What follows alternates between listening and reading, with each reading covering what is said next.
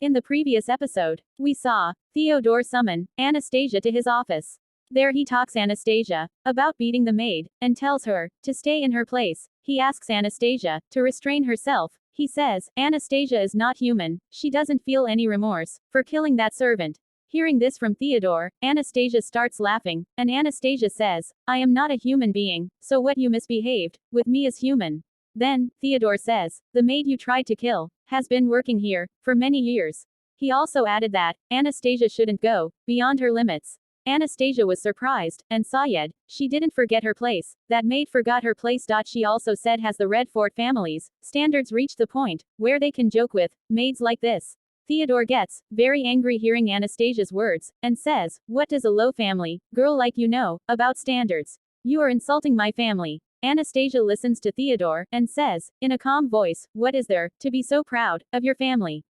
Anastasia goes front of the door, and says, your family is so great that they insult your wife, and you think you are the master of the family. Anastasia also says that Theodore thinks that Anastasia is standing in her way.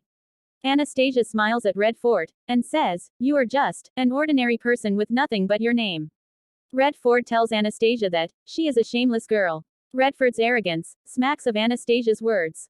Then Anastasia sighed. She don't think Theodore understand his place. He has nothing but the name of this Red Fort family. Red Food folds his hands and started to say, it's a good thing Anastasia's parents hanged themselves already, or he would have killed her family with his own hands. Anastasia is shocked by such words. She never thought Redford would say such thing about her dead parents like this. Anastasia's father kills himself and leaves Anastasia and her mother.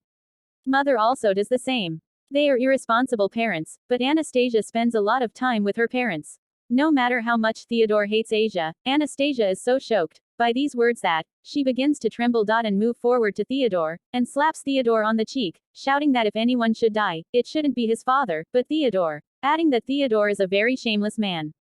Theodore grabs her hands, but Anastasia pushed Theodore, and ran away to her room. Theodore wants to take out all his frustrations on Anastasia, because Anastasia is powerless. Anastasia comes to her room and starts destroying everything.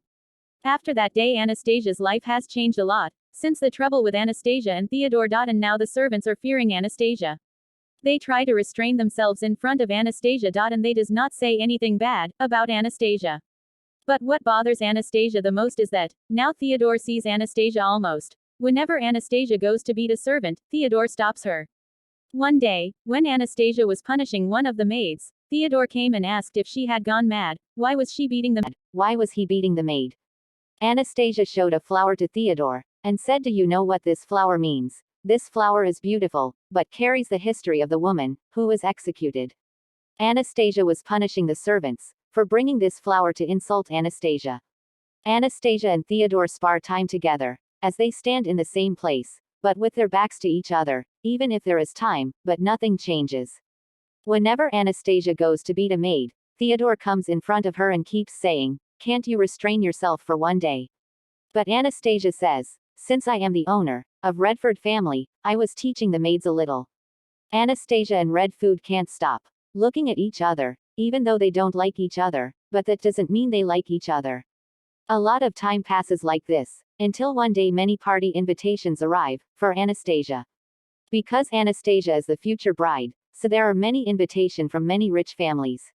Whenever Anastasia goes to a party, everyone starts gossiping about her, and nobody loves her. She wants to kill them. She is a lonely doll.